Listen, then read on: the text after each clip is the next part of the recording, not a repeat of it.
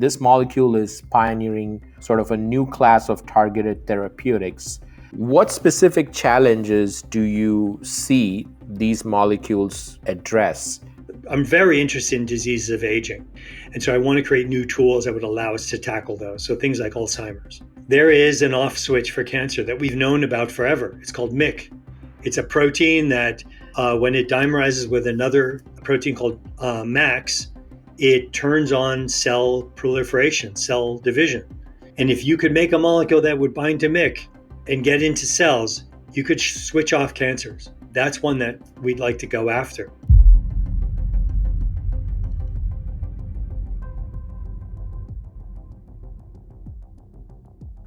Thanks for joining us, Chris. Welcome to the show. Hey, thank you. Thank you, Harsh, for inviting me. Yeah, I want to start off by asking you your work with the Spiroligomers. Maybe I'm not saying it right, but you can correct me there. Spiroligomers is how we pronounce it. Spiroligomer. Okay, Yeah. thank you. Spiroligomer. So this molecule is pioneering sort of a new class of targeted therapeutics. To set the context for everything we're going to be talking about today, can you explain how these molecules are different from traditional small molecules or biologics? Sure. So just when I was young, when I was in my 20s, I decided I wanted to make molecules that can get into the body and fix things that could really like address proteins that we currently can't. And you can basically bin current therapeutics into two bins. We've got small molecules that bind into deep, greasy pockets on proteins. And those are typically about 500 Daltons or less, following Lipinski's rules. But currently, with those kind of molecules, we only target about 850 proteins in the human genome, which has maybe 30,000 proteins in it. Wow. More recently, we have gone for biologics like antibodies, and we can target proteins with those that are outside of cells, that are in the bloodstream or on cell surface receptors.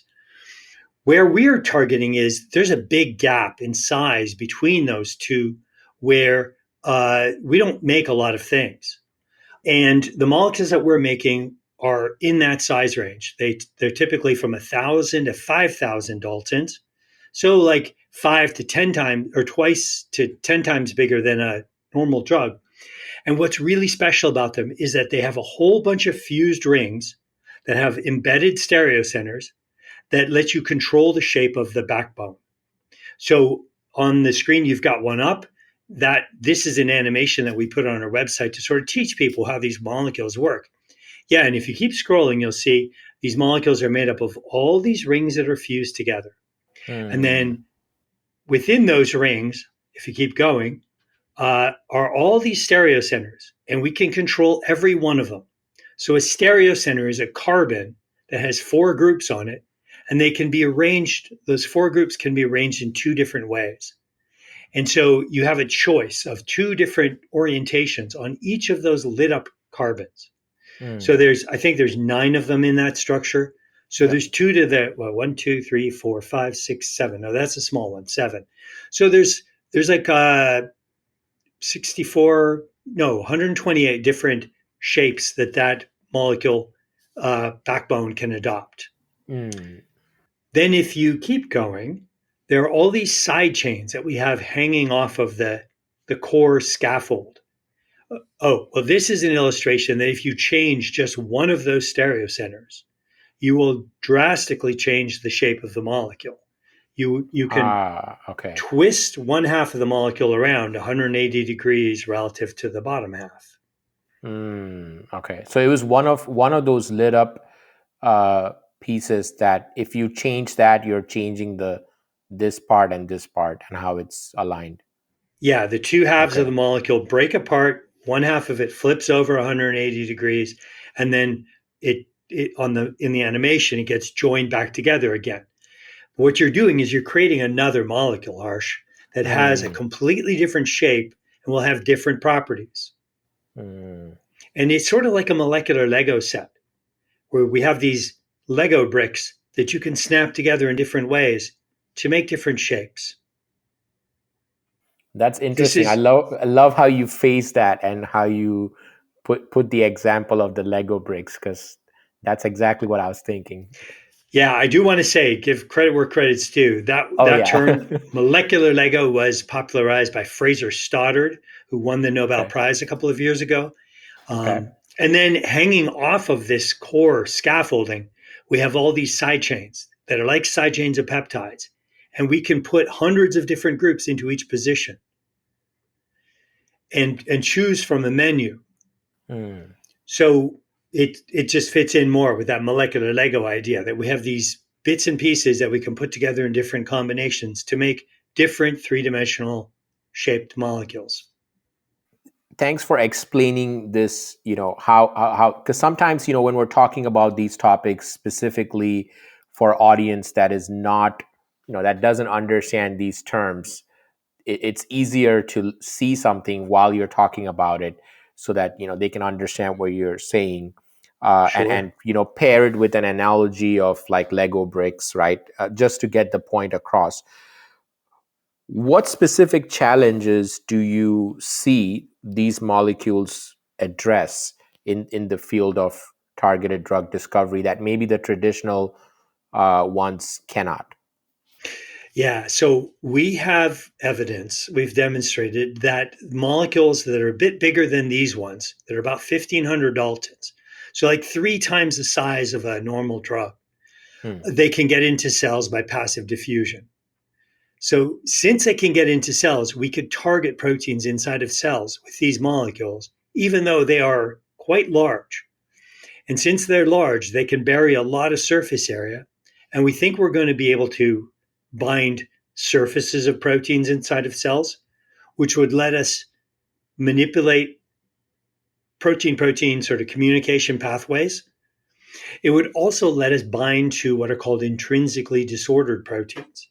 So, proteins Hmm. that don't have a lot of shape to begin with, that are involved in a lot of diseases like diabetes, cancer, we can make molecules that have nice, well defined shapes that could bind to them and stabilize the disordered proteins in well defined shapes.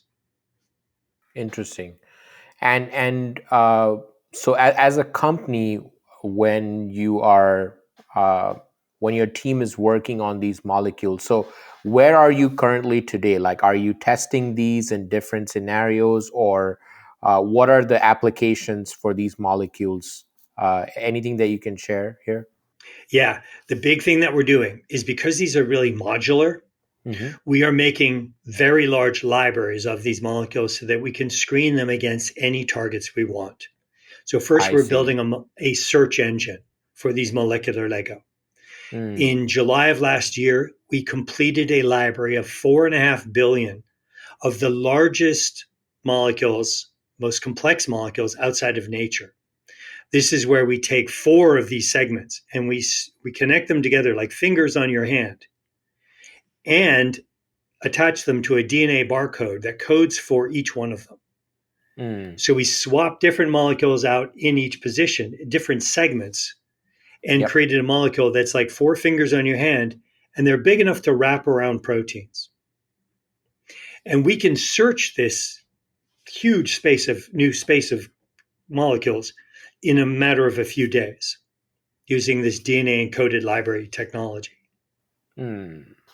The other thing that we're doing right now is making a library of a single segment where the groups that we're swapping out are the individual building blocks, the individual Lego. And that's going to be like a high resolution search tool for these molecules. I see. Okay. So like a set of all the square pieces, a set of all, rectangular pieces, or like unique pieces, something along that line. Okay. Yeah, Okay. yeah. The different building blocks we have 4 different core building blocks. Hmm. We put them together in different combinations, 4 at a time, and that gives you 4 different backbones that you can make, and then Yep. all the side chains that we can decorate them with. It's just an astronomical number. So we're making 100 million to begin with on that library. With those 2 libraries, we'll be able to search for both big molecules that bind proteins and these individual segments that we know get into cells. And then we're going to target all sorts of proteins involved in immunology, immunotherapy, cancer, metabolic diseases. We have a long list of targets that we're going to purchase and then screen against these libraries to sort of cherry pick what are the best molecules that we can discover to move forward. Interesting. Yeah, because I think I don't know where I read that, but I was going to ask you about the library because I did read in some news article that the platform had 4.5 billion molecules in there. So that's an amazing. How long did it take your team from like starting from scratch to like get up to that point? I would say it took us about a year Hmm. because we had to Okay. develop the chemistry. We did this with a wonderful company up in Boston named XChem. These people are awesome Mm-hmm. chemists, and we had to develop some new chemistry to get this to work on DNA and then put it together. But they've told us, it set new standards in terms of the quality of DNA encoded library synthesis, and it's been that was a great collaboration. And I'm guessing there was AI involved in some way or shape here in designing these, or No, not yet. not yet. AI. Okay. So I do a lot of computational chemistry, and I'm writing a lot of software to design these molecules.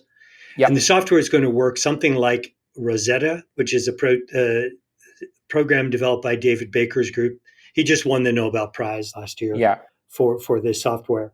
We're using a lot of those same algorithms to develop software that can design spiroligomers that bind to proteins of known structure, where we can sort of Hmm.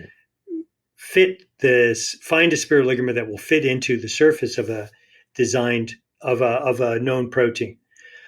Um, our goal then is to use that data to train AI models to be able to build spiroligomers from scratch to sort of hallucinate them up against protein surfaces.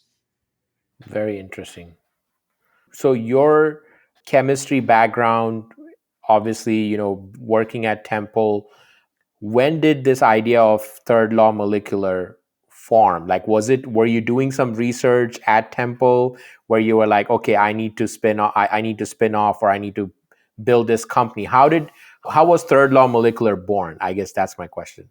So I've been funded by the Department of Defense for about 18 years to develop this technology for a variety of applications. Hmm. And in 2018, I told them I knew how to scale it up. I knew how to make kilograms of the building blocks and make millions and billions of molecules. And I said I could use these to replace antibodies in diagnostic tests.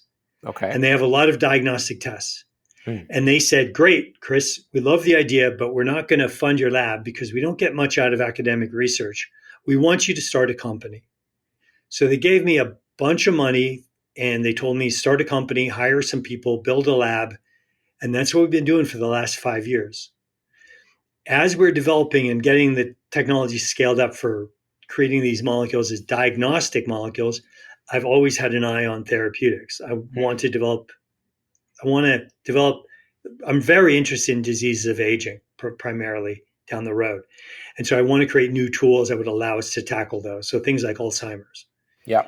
And so as we're developing this with the Department of Defense, I'm also sort of pivoting to develop these as therapeutics. We took some of the molecules and we fed them to mice. We showed that they have oral availability. They're well tolerated. They get into cells. We did some of those experiments that were fairly cheap, Yep. and now we're raising money to develop these as therapeutics. Very cool.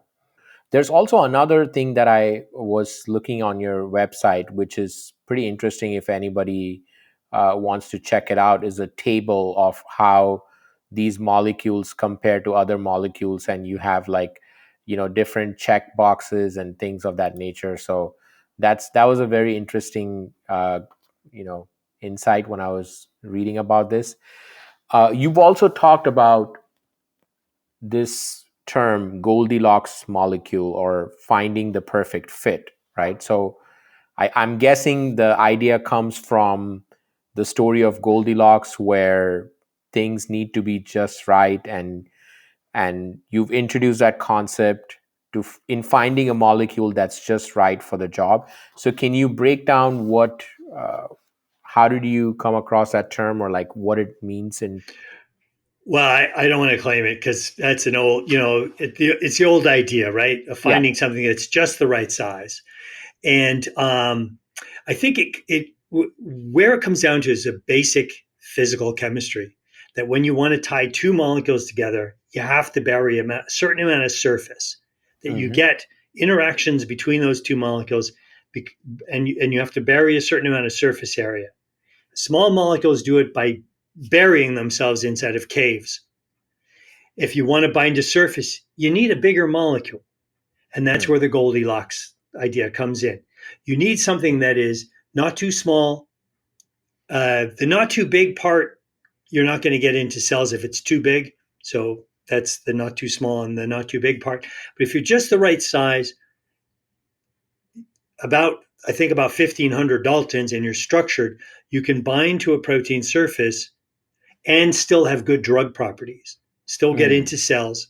That is our hope. That is what we believe we can do and what we're going to be shooting for.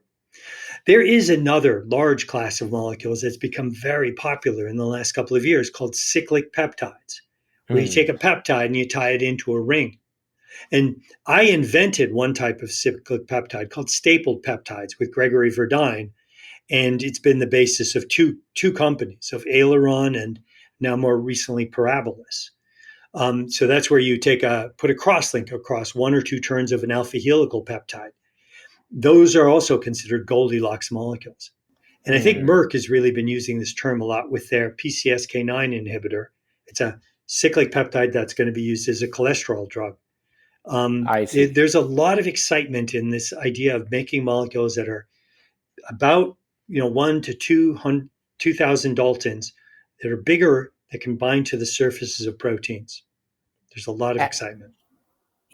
So you gave us some examples of companies that are researching in this space and using this concept of Goldilocks molecules. What other what kind of diseases or conditions is that approach going to be really beneficial for? Do you have any ideas? Yeah. So, the simplest one, the oldest one, cancer. There is an off switch for cancer that we've known about forever. It's called MYC.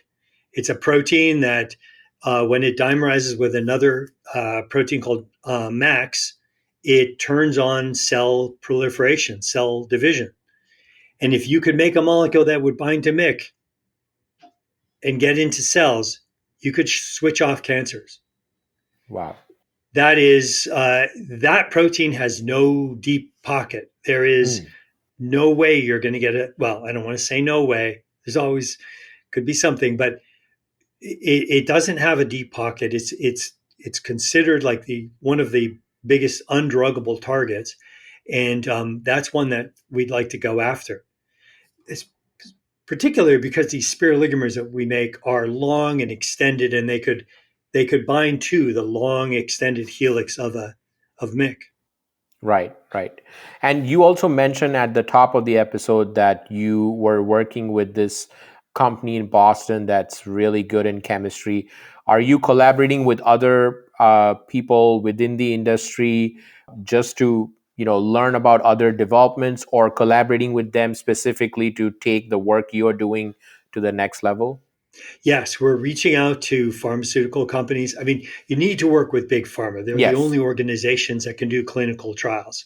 Yeah. You need a lot of resources to do clinical trials and to get things Ag- into the clinic. So, yes, we are reaching out to them. Our molecules are new. They're a new modality. There's some risk. There's the newness of it. It takes some time mm. to get people on board with that idea. But I look at these and I see, like, when I look at natural products and the kind of molecules that nature makes, the most active natural products are molecules that have a lot of fused rings, from everything from steroids to morphine to strep to things like brevetoxin and mitotoxin. Nature has figured out that if you want to make a molecule that has the most bang for buck, that the least amount of molecule will bind tightly to a protein, you take your atoms and you tie them into a bunch of fused rings so that it buttresses itself, so it stabilizes itself. And Hmm. that's the kind of idea that I took when I was young, and ran with to try and come up with a modular way to do that. You mentioned about, so like how these like different therapeutic areas, and also that because this is a new modality, there is betting on the unknown, because yes, there is enough science behind it, but going from a lab to clinic is for a new molecule or for one that has been around for ages is a challenge, because the human body is so complex. So And complex. when you run it into the trials, you ultimately have to show that data to the regulatory authorities to move to the next milestone. If everything goes according to the plan, you find the right collaborative partners to take this into clinical trials, and you get some, unique or fast track designation, because this these molecules are going to be solving what is undruggable or uncurable out there. So you might get some, leeway to move faster. In your mind, how many years do you think until this is like completely tested and commercialized? Like, how many years do you think would it take? Oh my goodness. I'm hoping like five, Okay. five, not more than 10. Okay. It's, I'm 60 now, so I Yep. got to get cracking on it. If the thing about our molecules is that we have become very good at synthesizing them, Hmm. putting them together. We put them together on robots now with peptide synthesizers, and so even with my little team, we can make like 60 of these a week. So I think we can move pretty quickly in a drug discovery program. Interesting. Yeah. And that's the thing, because there are a lot of companies that are, especially the new modalities or new areas of drug discovery, where it's hard to anticipate the different challenges until you actually go through the different phases of the trial, or run these experiments. So Yep.